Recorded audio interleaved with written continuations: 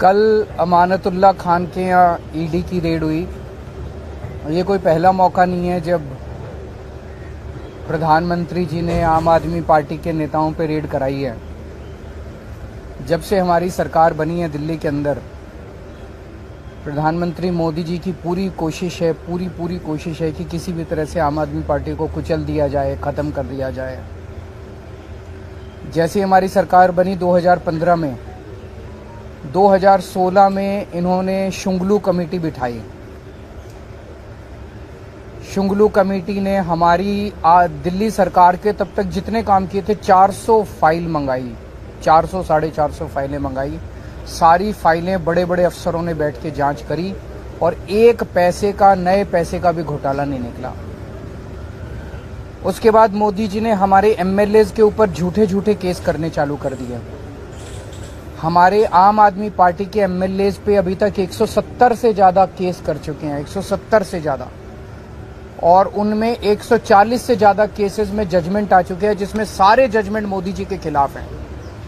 सारे जजमेंट हमारे पक्ष में आए हैं कि झूठा केस किया गया हमारे एमएलए के खिलाफ, झूठी एफआईआर की गई, झूठी गिरफ्तारी की गई, गलत गिरफ्तारी की गई। उसके बाद इन्होंने पिछले 2 साल से हमारे मंत्रियों को और सीनियर नेताओं को अब गिरफ्तार करना चालू किया। इन्होंने सत्येंद्र जैन को गिरफ्तार किया, इन्होंने मनीष सिसोदिया को गिरफ्तार किया, इन्होंने संजय सिंह को गिरफ्तार किया, इन्होंने कल अमानतुल्लाह खान के यहाँ ईडी की रेड की।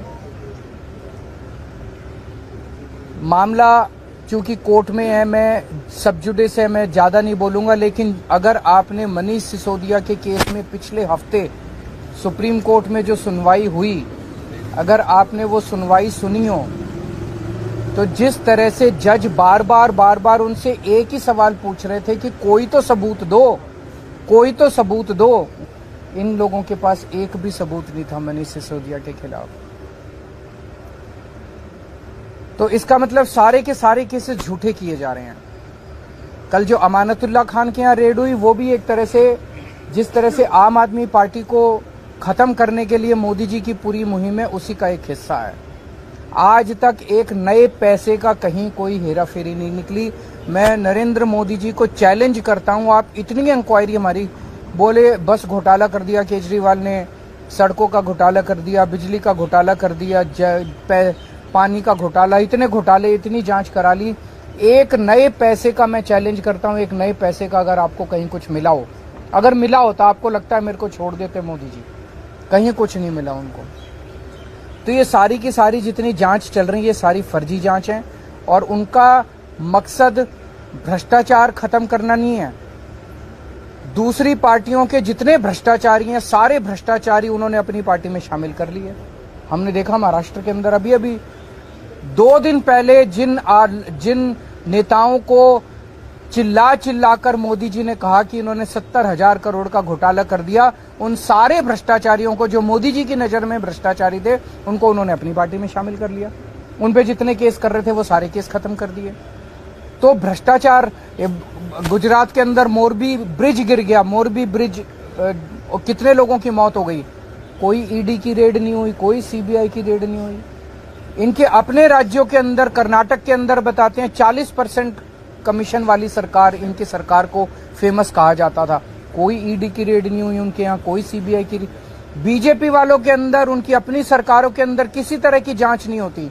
अभी सीएजी की रिपोर्ट आई है, उसने इतने सारे इनके घोटाले निकाले हैं, कोई सीबीआई की रेड नहीं होती, कोई ईडी की रेड नहीं होती। बताते हैं ये अपने दोस्तों के इन्होंने अरबों रुपए के लोन माफ कर दिए, कोई ईडी की। तो भ्रष्टाचार खत्म करना इनका मकसद नहीं है, इनका केवल और केवल मकसद है विपक्ष के लोगों को किसी भी तरह से तंग करना। बहुत ज्यादा अहंकार हो गया मोदी जी को।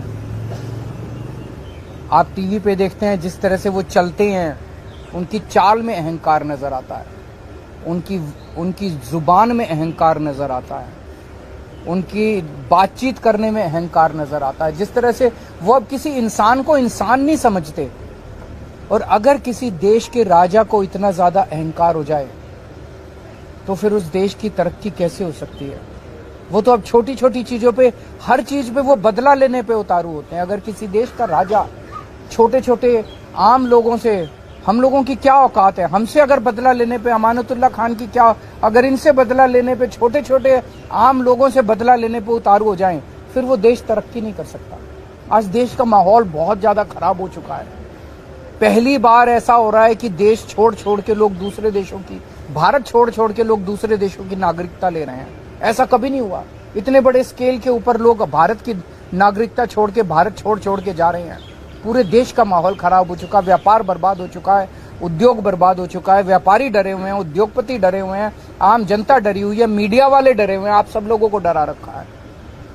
तो बहुत ज्यादा खराब है माहौल, लेकिन आम आदमी पार्टी टिकी हुई है, आम आदमी पार्टी डटी हुई है। आम आदमी पार्टी देशभक्तों की पार्टी है, ईमानदार लोगों की पार्टी है।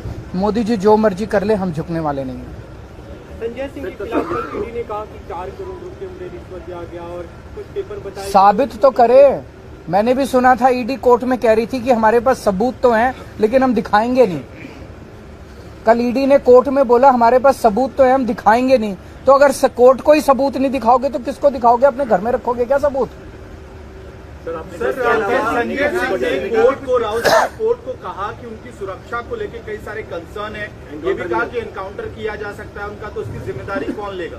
तो मैं उम्मीद करता हूं कि कोर्ट इस बारे में वो लेगा और उसके ऊपर उचित कदम उठाएगा।